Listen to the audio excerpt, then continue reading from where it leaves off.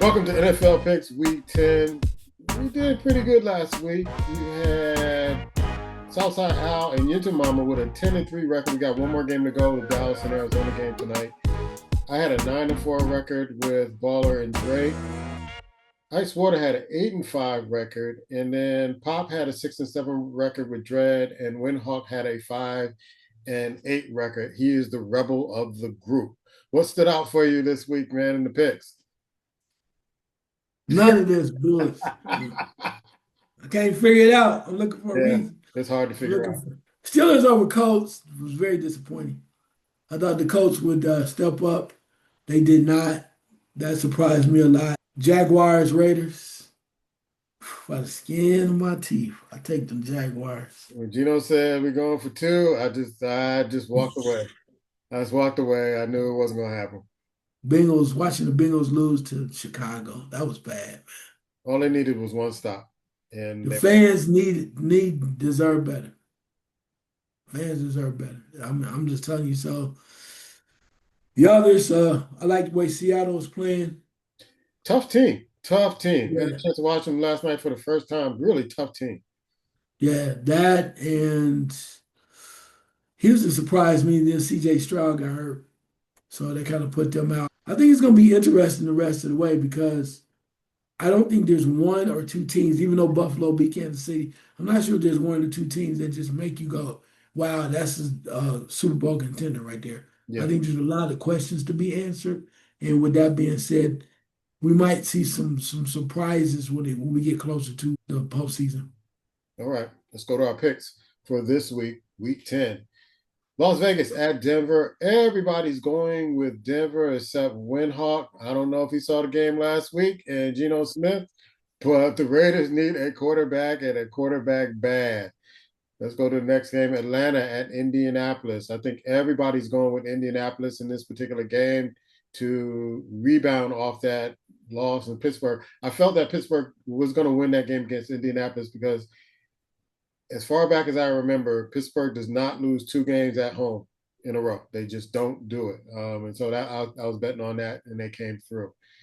Next game on tap is Chicago at the New York Giants. So everybody's going with Chicago. I'm gonna have you talk about this game, but me, I'm going with the New York Giants. Let's go, Big Blue. Let's go. They got a better defense than Cincinnati, so let's go. Go ahead and talk, man. Go ahead and say something. I got games to burn, so let's go. Let's go. Oh, okay. The reason why I chose Chicago is one because, as I said before, watching them beat Dallas and then watching them beat the Bengals, when they play with a little oomph, where they feel like they're very confident and they have a swagger going on, Chicago can be a force, particularly with their defense. And I think they can get after the Giants quarterback. And without Scatterable, then it's going to be a problem. So you're going to be asking that young quarterback to do some things he's not real comfortable with.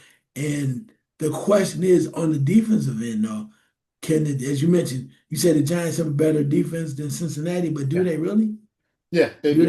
they? They do. They do. I Okay. think anybody you can put trash bags out there is better than Cincinnati right now because they gave no resistance yesterday. And Chicago, to me, watching them for all these years and watching them this season too, tend to play to their competition. So I expect a close game, nip and tuck. Giants pull it out in the end. Well, that sounded great. That was a great soliloquy that you just It did provided. sound great, didn't it? That don't mean it's gonna happen, but it did sound good. You can tell you're an author. That did sound good. Don't mean it's gonna happen though. So we will agree to disagree. Like Fred Sanford said, y'all ain't simple minded like me. That's name one time. It's Buffalo at Miami. Everybody's going with Buffalo, except guess who? Went out. Windhawk. I love you, baby. Love you, baby. You're a rebel. You're a rebel to the heart. I love it. I love it. Miami, I don't know. They said the coach is going to stay there until the end of the season. They're not going to release the coach. I don't know. If they take a big enough beating against Buffalo, I don't know if he can really hold on to that statement. But Miami is just falling apart. They're talking about getting rid of Tua at the end of the season because Tua is not the quarterback that they need. there are some quarterbacks coming out of high school and going into college that maybe people are kind of looking at. So I'm not sure what Miami's going to do at this particular point. They had so much promise, and then this season, the wheels just fell off. Yeah, but it's time. First they got rid of the GM, maybe the coach is next, and maybe two. It's time to move on. Tariq Hill was there, was hurt, and maybe it's just a lot of confusion from that standpoint. And maybe it's time to clean house, start all over. Yeah. Next game on tap is Baltimore at Minnesota. Marmar is back, but Pop is going with Baltimore. I'm going with Baltimore Southside. Al's going with Baltimore. Dread, Windhawk, and Baller and Yinzerman are going with Minnesota. You and Drake are going with Baltimore. Marmar looked decent, looked like he's still trying to get back, but it's Marmar. Yeah, it is Marmar. Plus, two, the standpoint, the factor that McCarthy's just coming back right after Wentz is out for the rest of the season, and he does have the weapons. Lamar Jackson not just brings a physical presence as far as talent is concerned, but he brings a mentality. I understand that he was one of the main catalysts from them removing all their video games out of the locker room and the TVs. First, they tried to blame it on the coach. Lamar Jackson said, "No, it's me because we need to be focused on something else." And with that being said, he says all his time for playing is over.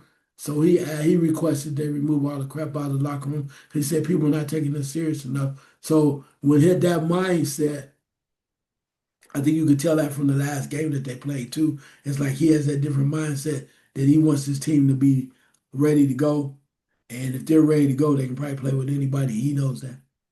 Okay, let's go to the next game. And there's some coaching rumblings and rumors going on in Cleveland. It's Cleveland at the New York Jets. Me, Southside Al Pop, going with New York as well as Windhawk. Yourself, you're going with New York as well as Drake and Yinzamama. Baller and Dread are the only two going with Cleveland. What is Cleveland going to do? Because I call them the Cleveland Clowns because their organization acts like clowns. But it seems like they're falling out of love with the coach. Yeah, but where they're at now, they have made a commitment to doing whatever chaos is going on right now. They're into a chaotic mode.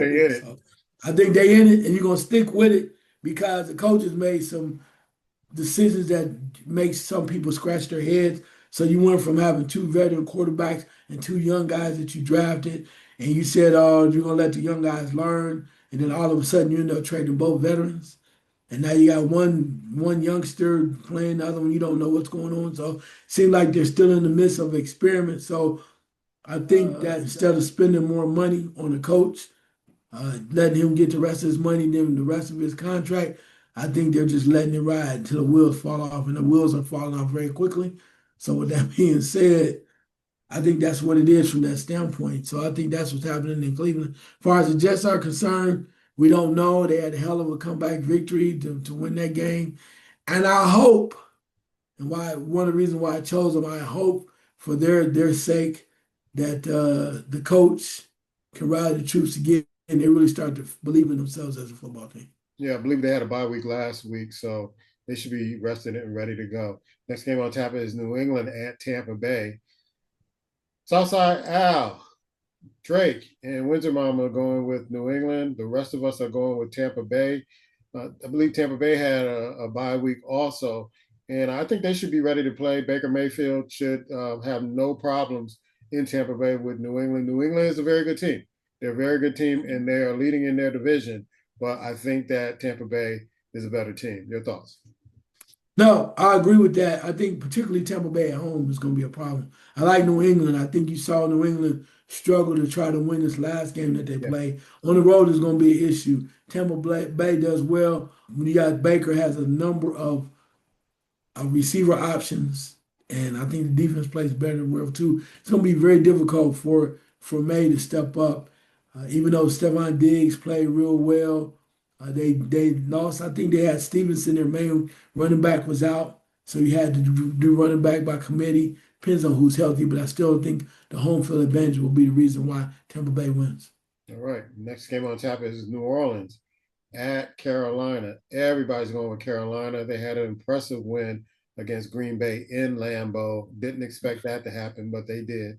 And so we'll move on to the next game. Jacksonville at Houston. Pop and Winhawk are going with Houston. Everybody else is going with Jacksonville. I'm not really sold on Jacksonville, but when CJ Stroud went down, it's like, you know what? I got to go with Jacksonville at this particular point. And, how can you be impressed in winning against the Las Vegas Raiders? The Raiders will find a way to lose anyway.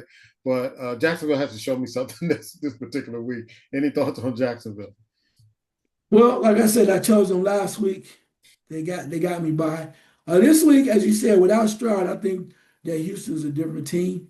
I think that Jacksonville feels real good about what they did, and I think they feel that they have enough to overcome, particularly in the shootout, because you think about some of the wide receivers that have been stepping up lately for Jacksonville, and also ETN, as I mentioned earlier, has been moving forward, and the quarterback.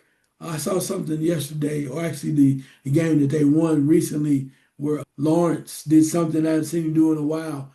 He started to show leadership, and what I mean by that is we usually would drop back to pass, take a sack, do something crazy, and you go, man, what are you doing late in the game? But now it's like, hey, no, I'm not gonna do that. I have opportunity to run the ball and put it in the end zone and lead my team. Sometimes that's what you have to do as a quarterback. I saw that in this last game, and I think that's going to allow him to get over the hump because he's starting to make quality decisions as a quarterback. Do whatever is necessary to lead your team to a victory. Yeah. We got Arizona next against Seattle. They're going to Seattle to play with the 12th man. Everybody's going with Seattle. I think everybody's impressed with what Seattle's been able to do. And like I said, last night was the night that I got a chance to watch them in its entirety, and that team, offense and defense. And Sam Darnold's playing lights out, and that defense is playing lights out. And the game was over at halftime, as far as I'm concerned. We couldn't understand why the coach left Jalen Daniels in that game and risked him getting hurt. And he did exactly that, got hurt. And that's their season right there. Next game on tap is Detroit at Washington. Detroit has been a disappointment this year. But with Daniels out, I think that Detroit, and everybody's picking Detroit in this particular game against Washington. Washington, you got to do something about that horrific field you have out there. There are players all over the league who can attest that that field is atrocious and it's getting a lot of players hurt and their careers taken. Please do something, move into a stadium, do something with that particular field because it's not up to code as far as I'm concerned. But Detroit, I don't know. I don't know how to explain Detroit at this particular point. You would think that they would take the next step. And the last couple of years, I expected them to be, in the Super Bowl, at least one of these years, and they just haven't been able to turn the corner and get there. Can you explain it? Not really, but I will, and I don't want to make excuses for them. But you got to think about the change in coordinators as well, right? So you think about the coordinator from there, from them went over and became the head coach over at Chicago. Yeah. So maybe it could be that. It takes time to get used to them, and maybe they're not the same team. From the standpoint of how coaches and coordinators work, they're not the same team as they were. But I think it was easy to get more comfortable until we realized that there was some change in coordinators. And I think that can make a difference because one of the coaches even mentioned that they were not using certain players the right way. So maybe we just take it for granted because we're so used to thinking, oh, yeah, it's still the same Detroit. Maybe it's not. And maybe they're not as good as we thought they were. They're not as good as they were the last couple of years. All right. Next game on tap is Pittsburgh at the Los Angeles Chargers. Me, Pop, and Yinda Mama. She's a big Pittsburgh Steelers fan. We're going with Pittsburgh. Everybody else going with the Chargers. For me, it was hard to trust the Chargers, even though they eked out a win yesterday. It's hard to trust them. And what I saw with the Pittsburgh defense last Sunday, I don't know if the Chargers can overcome that defense. Your thoughts? No, I get that, but I think at times the Chargers defense can just be as dangerous. Mm-hmm. And I think if they get after Pittsburgh offense, they can make some things happen. It could be an ugly, very ugly game. Plus, two, from the standpoint of Harbaugh as the coach knows what it's like to play ugly games. So he just needs to find a way to have his quarterback Herrera not destroy the game, not mess the game up. If he can be a game manager, take care of the ball, place the ball, not turn the ball over, I think he feels they have a chance to win. versus Pittsburgh, and they showing you back and forth. They have a number of different players they've been using to make things happen. I think they look instead of a shootout, they can look at it as something being very ugly, and I think that's an ugly game they think that they can win. Yeah, and I have to admit this: Aaron Rodgers, seems like he's settling in, and they want him to come back next year. So they see something in him that he can offer to them, not only for this year but next year. So I have to take hats off to him. I wasn't in favor of that pickup, but he's settling in right now. Last game that we're going to pick is Philadelphia at Green Bay. There are two people who picked Green Bay, is Windhawk and Yinzamama. Everybody else going with Philadelphia. What are you seeing in Philadelphia that you see that they may be turning the corner a little bit? Well, I wouldn't say I think they're turning the corner. I'll say this. I think Philadelphia is a better team than Green Bay. And what I mean by that is the fact that the way Green Bay lost their last game, right? They're showing you that they're showing a lot of immaturity at the quarterback position. And the fact that Philadelphia won the Super Bowl, even though they may not be as hungry, if you will, as they were last year to win it all, I think talent-wise and maturity, they're just better. And I think that's why I selected Philadelphia. And I think, did they come off a bye week? Yeah, I believe Philadelphia came off a bye week, and so they should be rested and ready to go against Green Bay, and who's they're playing at home in Lambeau. Don't know if they can hold that home field advantage there with this team, because one week they're looking really great and they're looking mature and they're looking like they can handle anything, and the next week they look like a college team that is in over his head, and I don't really understand. Maybe it's the youth. I'm not sure. Yeah, plus two, you mentioned about what do I see and whether or not Philadelphia is turning the corner. Again, I don't know if they're turning the corner, but I will say this. I think they're getting over I guess I would call in-house bickering between the wide receivers, right? Yeah. And now you have Saquon Barkley over there as well. So once you do that and get everybody on the same page, you had all those weapons at the quarterback's disposal. They can do anything, and their defense knows how to show up at the right time. So I think that is enough to defeat Pittsburgh. I saw something too where you mentioned where Micah Parsons is showing that he's playing a lot better over in Green Bay, but in some instances he's doing the same thing in Green Bay that he did in Dallas. And what that means is he has amazing feats of doing certain things correctly for his own individual stats, but he's not making the team better. Like, for instance, they need to stop the run or something. And I think when they played Carolina, they got ran all over. So you're going to be the marquee guy, whatever position you're playing, inside, linebacker, or playing closer to the end, or you're supposed to be more of a shutdown guy to generate the type of play that your other guys can follow. And you see more or less like a stat sheet stuffer type guy. I'm working on my own individual, but the reason why they pay you the money so you can help the team become better collectively, which is maybe the same thing Jerry Jones has been saying for a long time. Nobody won't pay attention to that. Everybody talking about how horrible a trade it was. Maybe it's the same thing. Green Bay seeing what Jerry, and I know people do not like Jerry Jones, but maybe Jerry Jones saw something y'all didn't want to see, and now Green Bay's like, buyer's remorse. Oh, damn. We're better, but are we really better when it matters? Right. So are we still going to be good? Are we going to make a playoff run, but what we thought he was going to do to kind of get us over the hump is going to be the same thing he's doing in Dallas, which is one of the reasons why they were not able to advance past the second round. Think about it. Hindsight's 2020, Green Bay. A little bit too late. Checks already cashed. It's in the mail. It's already in the bank. But something to think about. All right. Those are our picks. Check us out on Facebook. The Squad on Facebook for updates on our leaderboard and what we're doing on this particular show and our picks. We're doing well. We're going to start putting the percentages up and how good a percentage we have. I usually do it at halfway through the season, but we'll see. See you next week. He's saying that because he's winning. He want to put the percentages up. Put the percentages up. I want to compare us to different outlets that pick. I always do it halfway through the season. Okay, look. Just let y'all know who winning.